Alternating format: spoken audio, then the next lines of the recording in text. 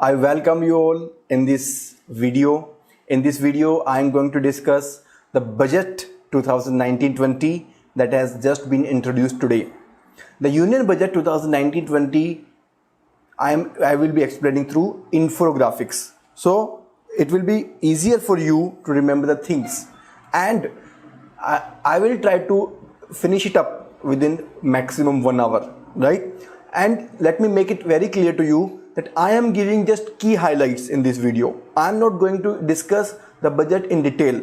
The purpose is that in 1 hour you get to know what has happened in the budget, because I know that there is a lot of curiosity going in your mind that what happened in the budget, what all government initiatives have been taken and all that, right? So we will be discussing that thing also, and apart from this we will also see how the budget is relevant for the examination, right? So let us see the index. So in the index we will see the basics of budget, how to study the budget for the IAS examination, what are the government major initiatives this year, and what are the government's achievements during the last 5 years, because this is the second term of the government. Therefore we need to see what are the government's achievements in the last 5 years. Then what is the vision of government to achieve $5 trillion economy, because in the economic survey the government clearly identified that $5 trillion economy is our target, right? Then we will also see the roadmap for future and the 10-point vision for the decade. Now, basics of budget. So friends, first of all I will give you 10 seconds to think about.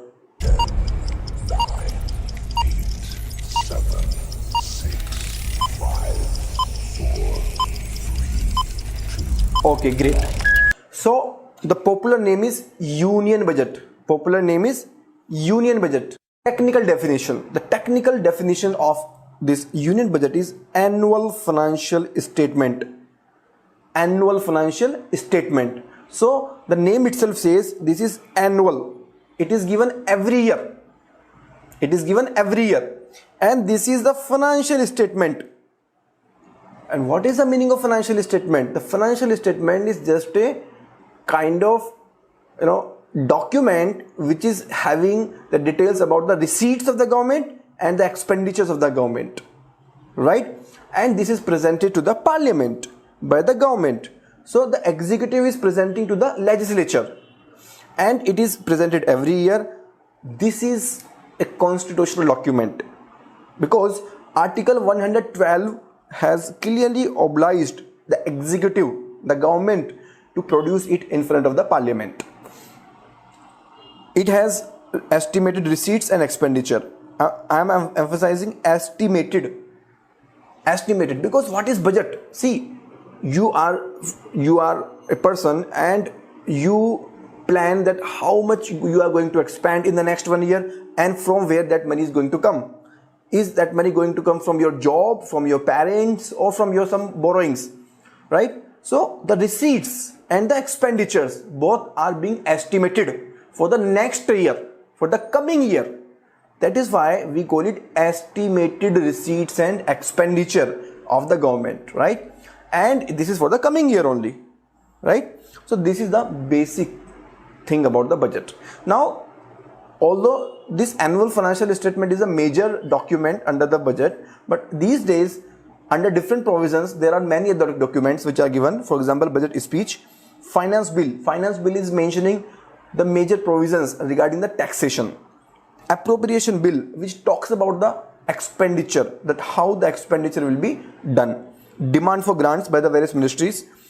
Documents submitted under the FRBM Act. So FRBM Act is for ensuring the financial this fiscal discipline, and the documents include like macroeconomic framework statement. Macroeconomic framework statement. Second, medium term fiscal policy statement, right? So all these are the documents which form part of the complete budget. Now, the reforms have been undertaken in the budget in 2017-18. So 2 years ago 3 major reforms were undertaken. First, the budget of the general government and the railway was merged. So now we have a single budget. Second, Earlier, the budget was presented in the month of March. Sorry, not at the end of the February. Now the budget is presented in the first week of February. That is the first date itself, 1st February. But then you might ask, sir, if it is presented in the February and it has already been presented in the February, then why the hell this budget is again coming on the 5th of July? So the friends, this year the elections have taken place for the central government. Therefore, in the election year, as per the rule, before the elections are undertaken, the interim budget is given. The outgoing government gives the interim budget, because it is not sure whether the outgoing government will be available to take charge of the government for the next year or not. So the existing government can't actually decide that should it give the complete budget or not. And once the elections are completed, then whosoever comes into power, whether the same government or the new government, that government gives the full budget again. So this 5th of July budget is a full budget given by the new government in the election year. Therefore, this budget is coming in the 5th of July. Next year onwards, you will see on 1st of Feb 2020, again the budget will come. Then 1st of Feb 2021, again the budget will come, and so on, right?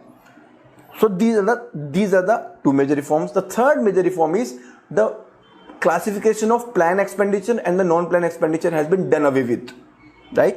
So I'm not going into the details into the plan and non-plan, but you have to just keep in mind. So these are the three major reforms that were taken place. Now coming to the most important aspect, you may be thinking, sir, why to study budget in the IAS preparation?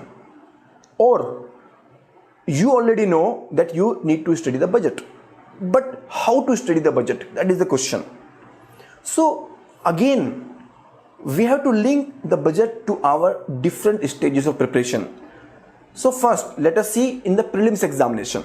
So in the prelims examination, you will get the factual question, and in the budget there are lots of facts. And the best example is this year 2019 prelims examination.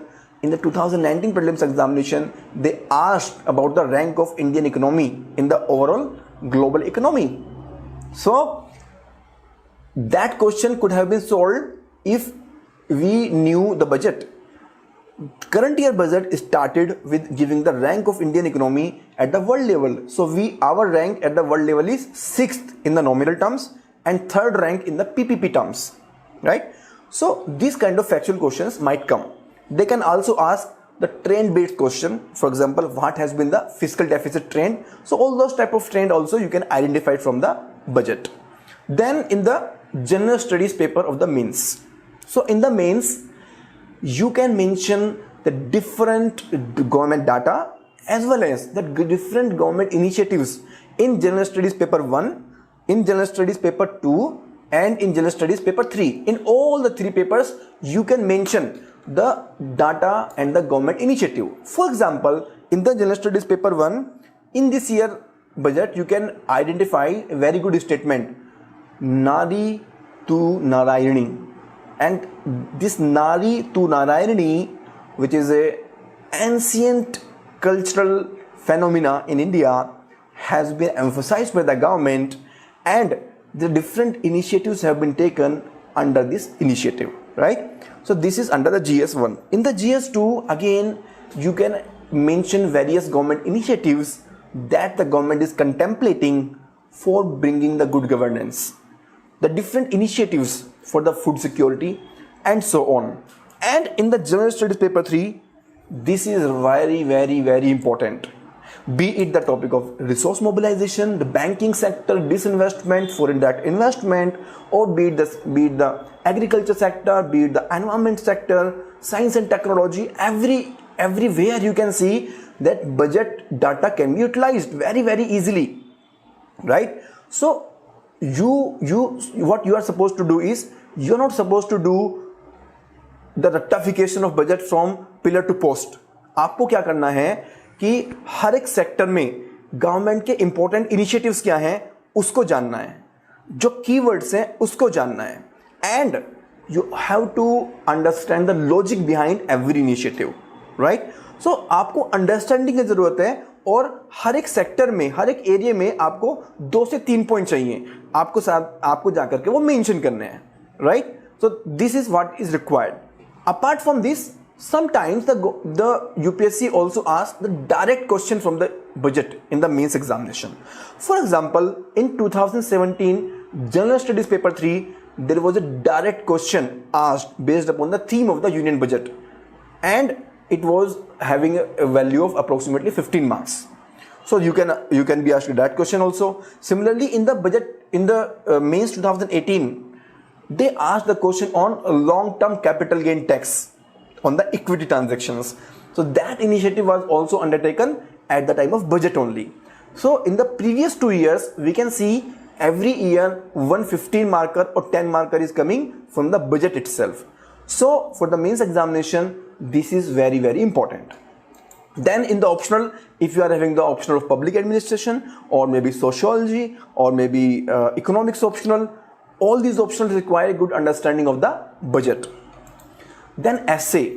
In essay, you will definitely write the essay on agriculture, maybe on the women, maybe on the industry or infrastructure or public-private partnership, all of these topics. And when you're writing the essay on these topics, you need to understand what are the government initiatives that have been taken in the budget. So this is how you can utilize the budget into your preparation. So budget is not to be prepared from 0 to 100. You have just to get a glimpse of the entire budget, and maybe you will have to identify 5-6 important points which you need to prepare in detail. Then for the interview, very, very important, but in this year there is no interview coming immediately as far as UPSC IAS is concerned, so not that much important. For the next year 2020, the budget will come again on February 2020, so that budget will be more relevant. Now coming to the budget, this picture actually shows a broad data about the budget. So the budget has 2 major components, the receipts and the expenditure, right? Receipts means the money which is being received, and expenditure means the money which is being paid from the side of government. The receipt further divided into revenue and capital.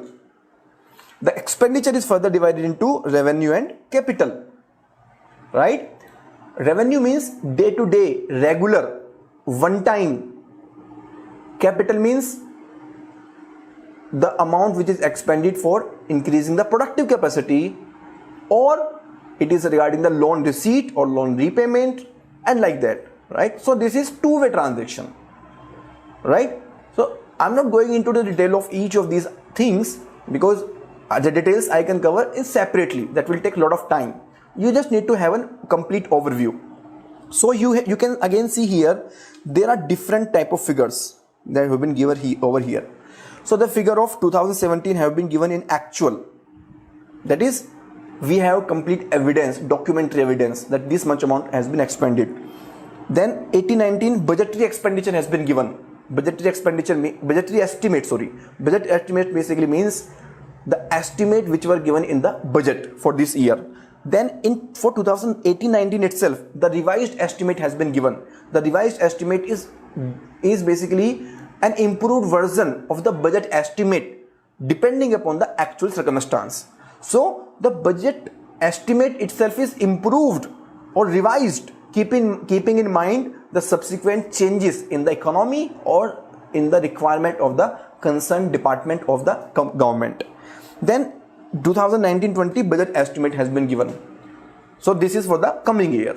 So the point is that all these figures are given and you need to see the trend. So you can see overall trend, the budget estimate of the revenue receipt is highest. Similarly, the budget estimate of the capital receipt is also highest.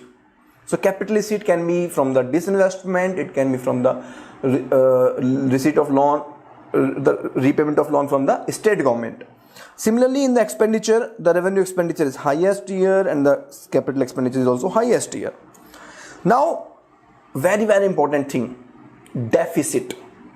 What is deficit? Deficit basically means shortage. When the expenditure is more than revenue. When the expenditure is more than revenue, it means the amount which the government has is not sufficient to meet its obligations. So at that time the government may have to borrow from outside, and this kind of borrowing is called fiscal deficit. So fiscal deficit basically represents the government borrowing to meet out its total expenditure for the current year. And we can see, so what is important for the examination is the trend. You don't need to remember the figure exactly. You can only remember for the current year. You can mention it at different places, and for the previous year you just need to keep in mind the trend. So for the current year, the deficit is for the 1920 the budget estimate is 3.3%.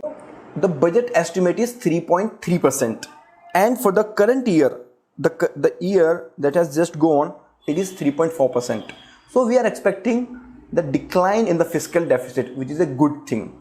Then revenue deficit. Revenue deficit basically means the difference between the revenue expenditure and revenue receipt, or in other words, the axis of revenue expenditure over the revenue receipt. And there is a little bit increase in the revenue deficit. The increase can be because of the GST slowdowns and the revenue expenditure increasing because of the initiatives like Ayushman Bharat or the PM Kisan scheme, right? So revenue expenditure is increasing and revenue receipt is decreasing. That is why the revenue deficit is also increasing. Then effective revenue deficit. What is the meaning of effective revenue deficit?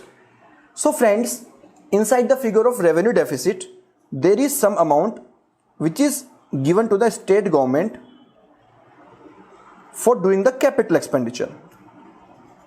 So for example, revenue deficit is 100 rupees. So out of this, 10 rupees have been given to the state government so that the state government can establish one power plant. So now this 90 rupees is the effective revenue deficit. Why? So what is the difference? So the point is that this 10 rupees, the point is that this 10 rupees is being expended for the capital purpose, although not by the central government but by the state government. So in essence, in principle, this is the capital expenditure, but we have included this capital expenditure in the revenue expenditure of the central government. That is why we are eliminating this effect, and we are saying that actual revenue deficit is just 90 rupees. So here we can see the effective revenue deficit is always less than revenue deficit.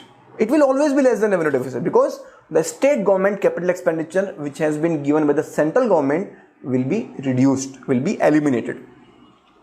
Then primary deficit. Primary deficit, what is the meaning of primary deficit? Primary deficit means the total fiscal deficit minus the interest payment. And primary deficit basically indicates that how much government has borrowed for the current year obligations. In the fiscal deficit, the previous year obligation of interest is also included. But in the primary deficit, the previous year interest obligation is reduced. So the primary deficit is basically the fiscal deficit minus the interest payment. So what we can see that this obligation, it belongs to the current year only, because the obligation of past years, the interest payment, we have eliminated. Therefore, this primary deficit actually indicates the accountability of the government which is right now in existence. So this is measuring the performance of the government which is sitting at the power right now, right? So what you are supposed to see is the trend. So you can see the trend of fiscal deficit. It is fluctuating. First it is decreasing, then it is increasing. Then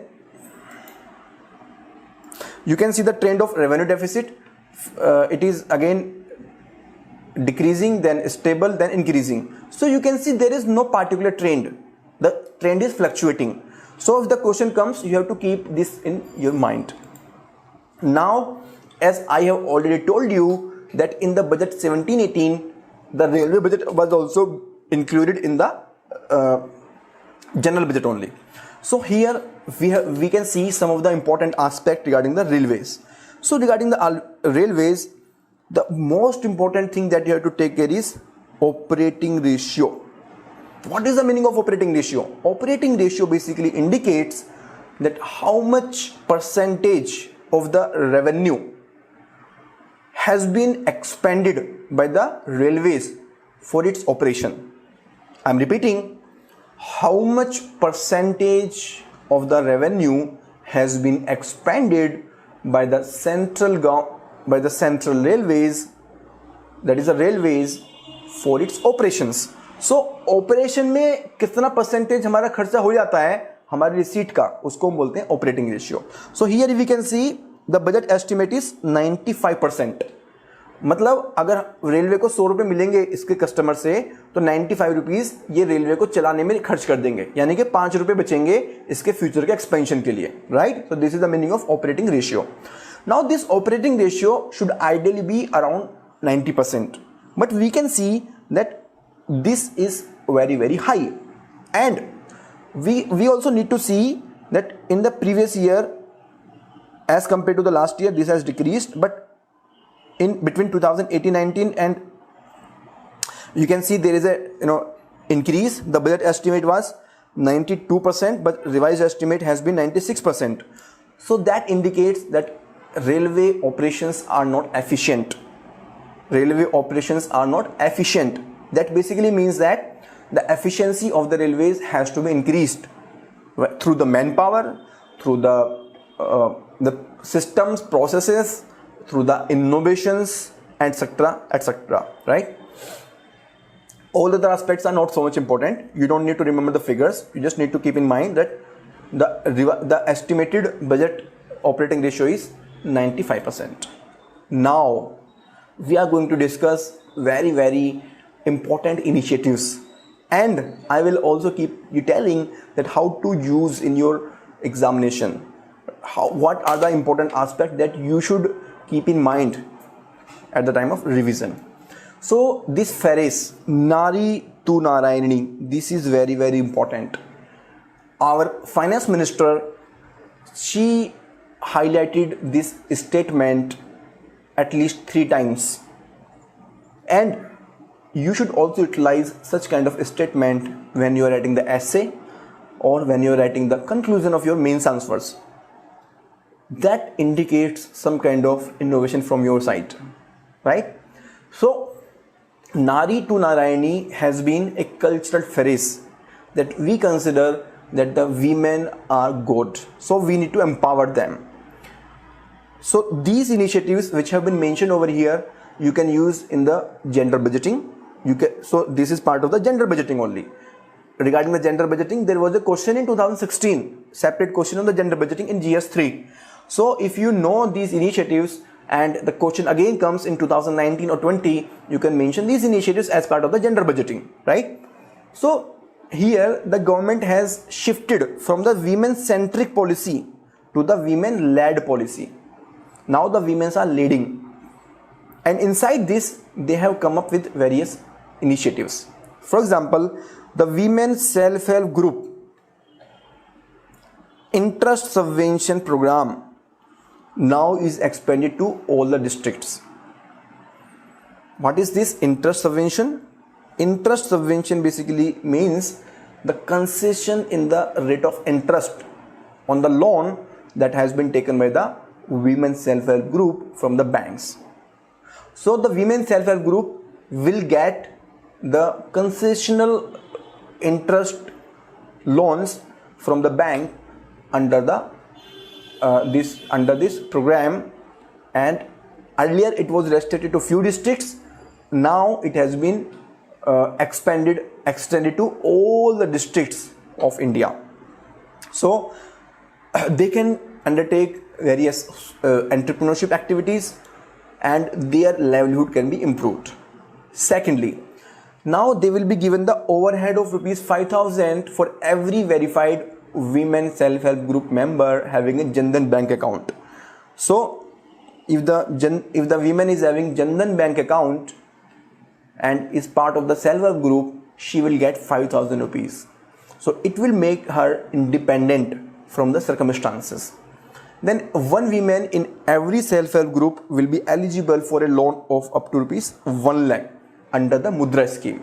So under the Mudra scheme, the one woman in every self-help group. So what is self-help group? Self-help group is a group of women who are working on the self-help principle, collaborating with each other, contributing their money, working into different areas, earning the money and then distributing the money between them. So from every group, one woman will be eligible to get a loan of up to rupees 1 lakh under the Mudra scheme. So Mudra scheme was applicable to the entrepreneurs. Now it has been extended to the women also. The second important theme is Gaon, Gareeb and Kisan. So this is a Hindi word. Gaon basically means village. Gareeb basically means poor and Kisan basically means farmer. So village, poor and farmer. Government is saying that this budget is focused on Gaon, Gareeb and Kisan. So what are the initiatives for them? And friends, what the government does, either the government will improve the funding in the existing programs or it will introduce some new programs. For your examination, what is important for you is that you keep a track of new programs, and in the budget they don't give the detailed feature of the new programs. They just announce the name of the program and what is the purpose of the program. Just it. After few months, they will come with the details of this program in the public domain. So you don't need to worry that how to identify about the new government initiative. You just keep in mind what is the name of new government initiative and what is the purpose of that initiative. And in the future, whenever it will come in the public domain, you will get in the newspaper and you can prepare from there. So don't need to worry about what are the government initiative, what are the details. No, this is more than sufficient. So the first major important initiative is Pradhan Mantri Matsya Sampada Yojana. Matsya basically means fisheries and Sampada basically means resources. So the purpose of this program is to give boost to the fishery sector, because fishery sector is a livelihood of the coastal community. So if we really want to encourage the livelihood of the coastal community and we want to provide the supplement source of income to the farmers in the villages, this mission is very, very important. Secondly, daring through cooperatives. So this daring through cooperative has already been there, especially we can see the example of Amul, which started in the state of Gujarat. So this initiative needs to be replicated the country, all over the country, and for this various kind of facilities like infrastructure for milk procurement, processing and the marketing will be provided. Then creation of 1,000 new farmer producer organizations to encourage economies of scale for farmers over the next 5 years. So over the next 5 years, 1,000 new farmer producer organization will be established. Now what is the meaning of farmer producer organization? So in India the problem is the average landholding is 0.5 hectare with a farmer, and they are because of this very small size, they are deprived of the credit, they are deprived of the good facilities, the insurance, and their productivity of the land is also very poor. So to remove this problem, the government announced the policy to encourage farmer producer organization, FPO. So government is saying that you please come together, maybe the group of 50 people, you collate your land, you decide that what kind of cropping you are going to do there, and we will give you funding, we will give you other input support. So the purpose is that even when the small land holding size come together, then they become big and their productivity is better, the output is better, and that will actually improve the status of the farmers, right? So these new FPO initiatives is being encouraged. Then innovative pilots of zero-based farming to be replicated across the country for doubling the farmers' income. So zero-based natural farming, zero budget natural farming. So what is the meaning of budget? Budget here basically means the expenses, and natural basically means purely natural. So at present the chemical based farming is prevalent. In the chemical based farming there are two problems. First of all, the inputs are expensive. Secondly, it is harmful to the health of land, water and the environment. So this zero budget natural farming is being promoted in the states like Telangana, Andhra Pradesh and many other states also. This zero budget natural farming will eliminate the need for outside input, and the farmer can go with the nature and identify and practice the traditional way of cultivation. So these kind of practices they will adopt, and there is a particular methodology. The founder of this program is Subhash Palelkar. He was the person who actually started this program in India, right? So this will be the another initiative. So I am recapping. First major initiative is the Pradhan Mantri Matsya Sampadhan Yojana. Second major initiative is the Dairying through Cooperative. Third major initiative is the FPO, and fourth major initiative is the zero budget natural farming. Now coming to the Matsya Sampadhan Yojana that was discussed in the earlier slide. Fisheries Resources Scheme. This will establish a robust fisheries management framework, and this will take care of the infrastructure, modernization, traceability of the fisheries, production, productivity, post-harvest management, quality control, etc. So these all areas are basically facing the problem. We don't have sufficient storage for the fisheries. We don't have the good seeds of the fisheries. The resources, the areas, the in-house and the inshore and the offshore areas for the fisheries production are being degraded from the pollution, from the encroachment by the housing and the different reasons. So to take care of these all areas, the government is coming up with different initiatives under this program, Pradhan Mantri Matsya Sampada Yojana. Now, what are the initiatives for all of you? Young man, the young generation. So for the young generation, the most important thing is the education. So the government is coming up with a new education policy to transform India's higher education system. Our higher educational institutions do not find their place in the top ranking. In the budget itself, in the budget speech itself, the finance minister told that right now we have 2 IITs and 1 IISc in the list of top 200 higher education institutions, and we should increase it to at least 10 in the coming few years. So for that we need a new education policy. Secondly, in India the research is also very less. Although after the NITI Aayog, various initiatives like AIM, SETU have been started, and we have also come up with the national new IPR policy 2016, but still this research is also missing. So we are also coming up with National Research Foundation to fund, coordinate and promote the research. So this was one of the recommendations given by the NITI Aayog in the 3-year action agenda, which the government has now implemented. Then very important, Study in India program. Study in India program is going to attract the foreign students to make India a global education hub.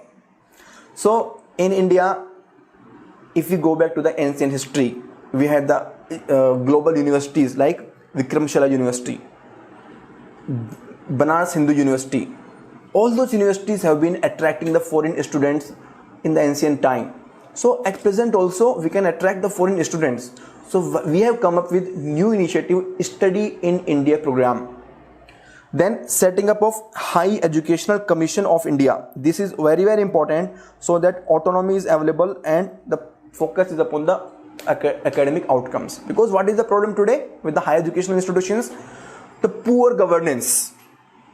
monopolization of few people, politicization of the governance, lack of uniformity in the curriculum, and many other problems. So when this Higher Education Commission of India will be in place, it will manage all the things, and the higher education institutions will be focusing upon the academic outcomes.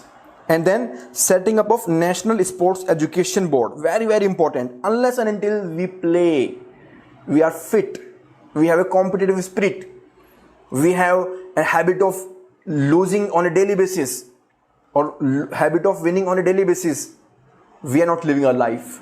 So with that spirit, the government is going to set up National Sports Education Board for development of sports person under the Khelo India scheme. So Khelo India scheme is already existing. Under this scheme, the National Sports Education Board is going to be established. Then this is the detail of the study in India program. So the purpose is to attract the foreign students to India, to make the India a global hub of education, and rupees 400 crore have been given under the head world class institutions in the financial year 2019-20. So now, what are the initiatives for the middle class? In India, middle class is very very important, right? So for them, then additional deduction has been given for up to rupees 1.5 lakh for interest paid on loan for purchase of house of value up to rupees 45 lakh. So if the housing loan has been taken for a house up to rupees 45 lakh, then they will be getting the interest deduction for the tax calculation. Secondly, PAN and Aadhaar will become interchangeable, and those who do not have PAN will be allowed to file ITR using the Aadhaar. So if you don't have the PAN number, you can file your income tax return just by using the Aadhaar. And third, additional income tax deduction will be available of rupees 1.5 lakh on interest paid on loans taken to purchase electrical vehicles. So purpose here is to promote the e-vehicles. So additional deduction has been given over here, right? So additional deduction for the housing interest, PAN and Aadhaar both are not required. Only one, the Aadhaar is sufficient, the PAN is not required.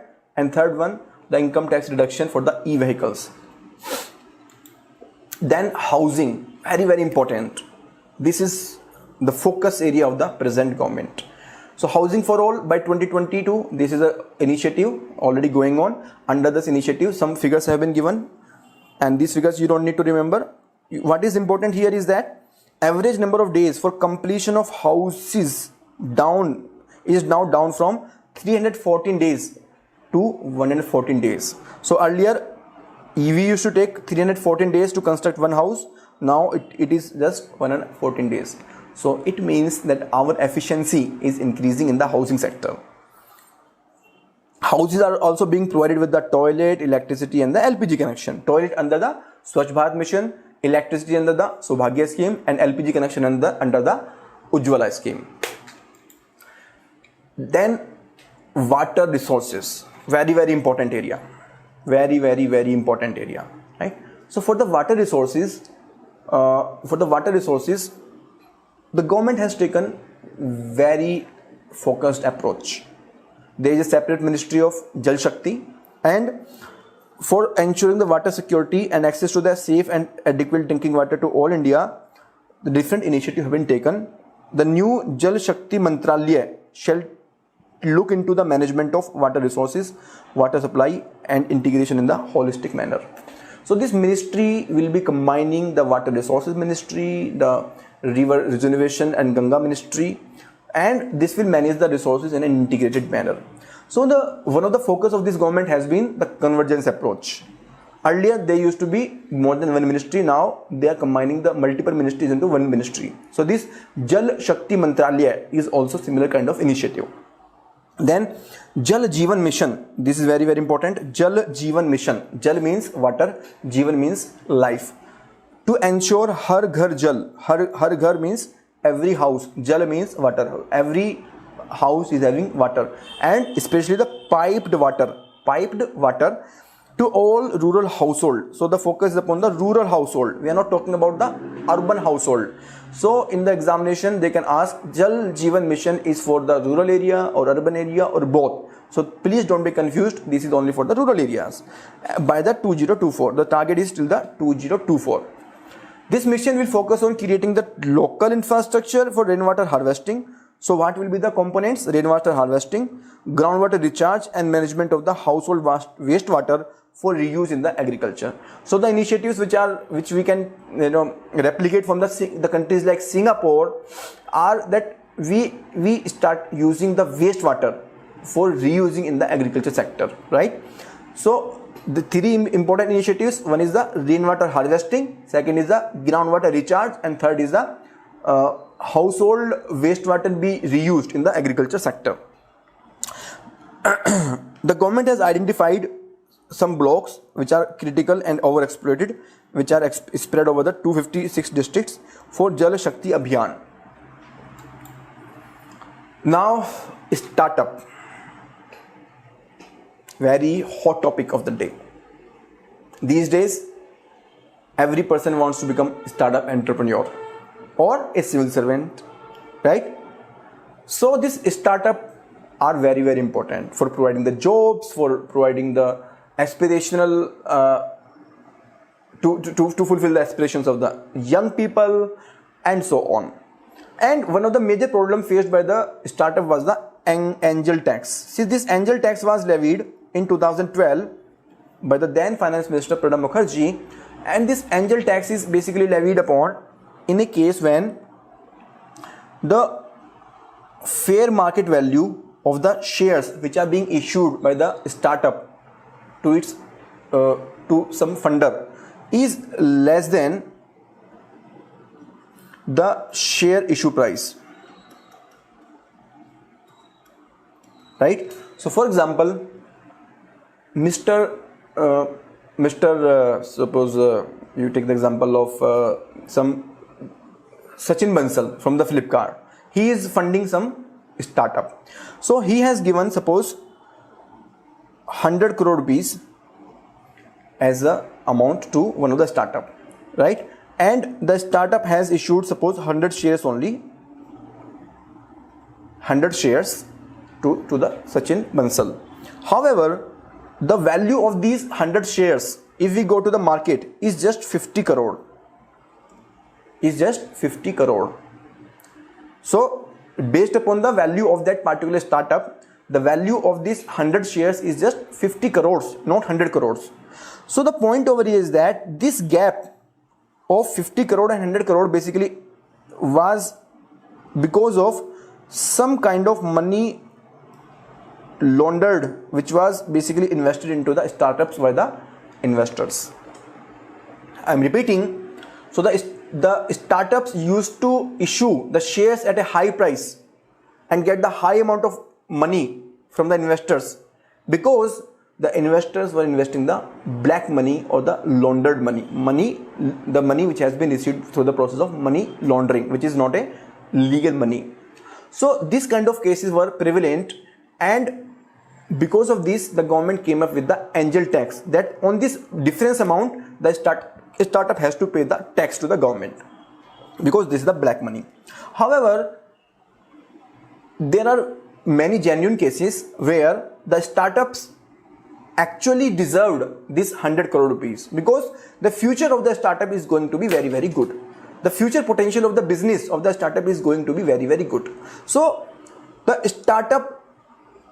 startups basically issued the shares at the 100 crore only, not because of the black money, but because the future of the startup is good, investor is having the faith, and both are ready.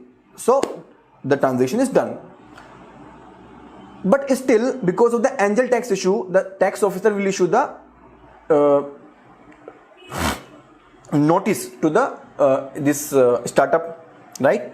So startup will get the income tax notice, and startup will actually feel harassment from the side of government. So ये एक तरह का startups के लिए एक harassment वाला scene बन गया था. Startups के लिए ये एक difficulty of doing business होता जा रहा था. So this startup raised this issue many times with the government, and now the government has come up with the resolution of this issue. So to resolve the angel tax issue, no scrutiny will be done in the valuation of shares premiums. So 100 crore rupees deserve करता है कि नहीं करता है, हम इसका कोई valuation नहीं करेंगे अब.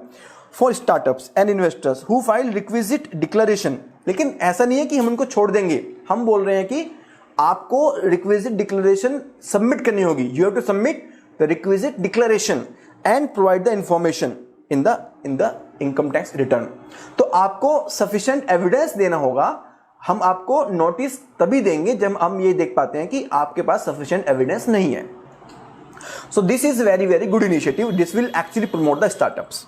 Then second initiative is e-verification to resolve investor identity and source of funding related issues.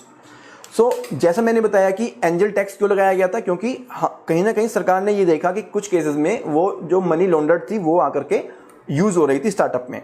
So अब हम क्या कर रहे हैं कि हम इन्वेस्टर की आइडेंटिटी इस्टेब्लिश करने के लिए इलेक्ट्रॉनिक वेरिफिकेशन करेंगे. उसके लिए government will come up with some of the mechanism and the source of funding will also be done through will also be verified through the e-verification process only. Then no inquiry or verification by the assessing officer without obtaining the approval of the supervisory officer.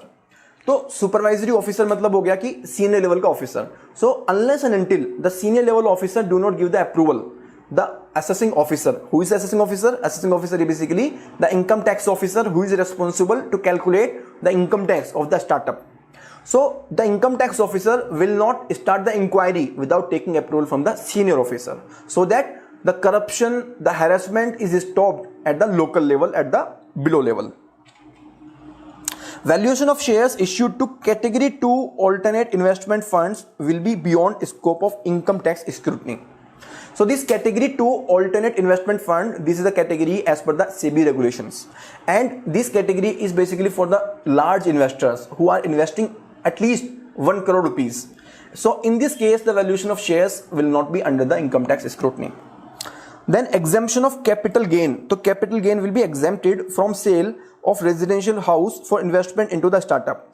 So in case the person is, so anyone, maybe you and maybe me, suppose we are selling our house at 100 lakh rupees and the value of this house was 40 lakh rupees when we purchased. So the purchase value was 40 lakh rupees. Now the capital gain is 60 lakh rupees. Now if we invest this 60 lakh rupees into the startup, for example we open our own startup. So if you invest this 60 lakh rupees into the startup, then we are not supposed to pay any income tax till 2021 on this 60 lakh rupees, right? So the purpose is to encourage the startup funding. Then coming to the MSME, micro, small, medium enterprises. First of all, do you know what is the difference between the startup and the MSME? So startups are the organizations who are not so much old.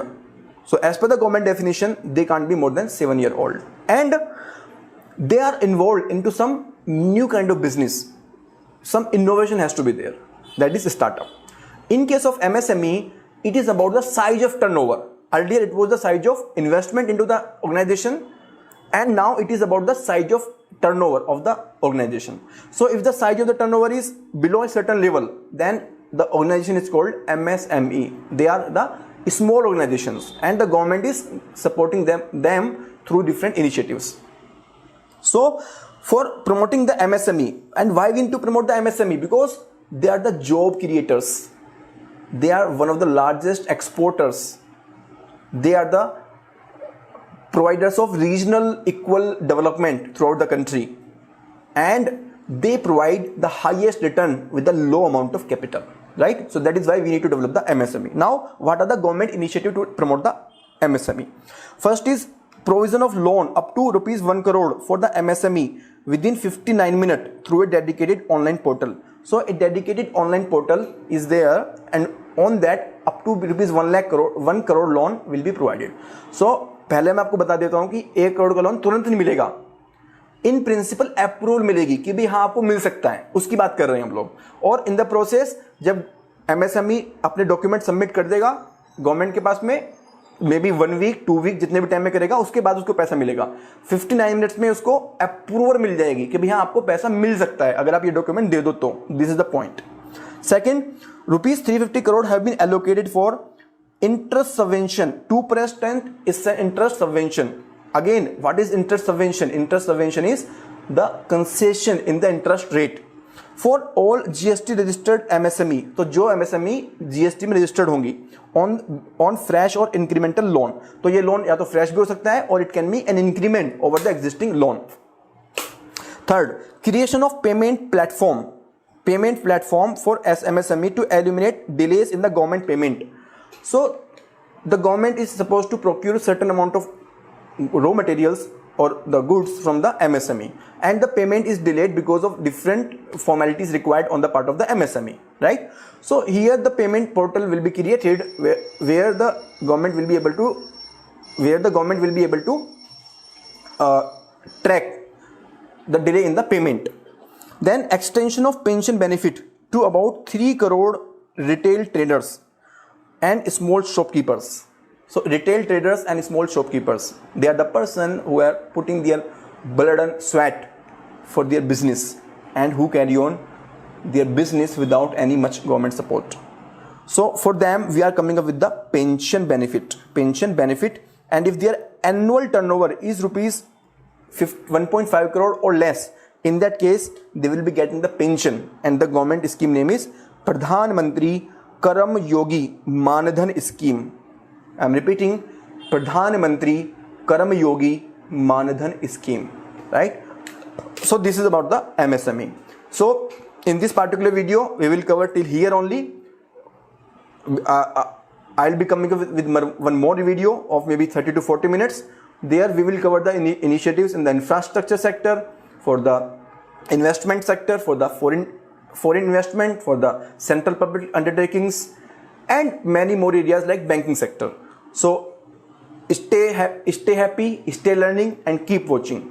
If you are finding that my speed is little bit high, you can you can revise this PPT, this video again, right? Thank you very much.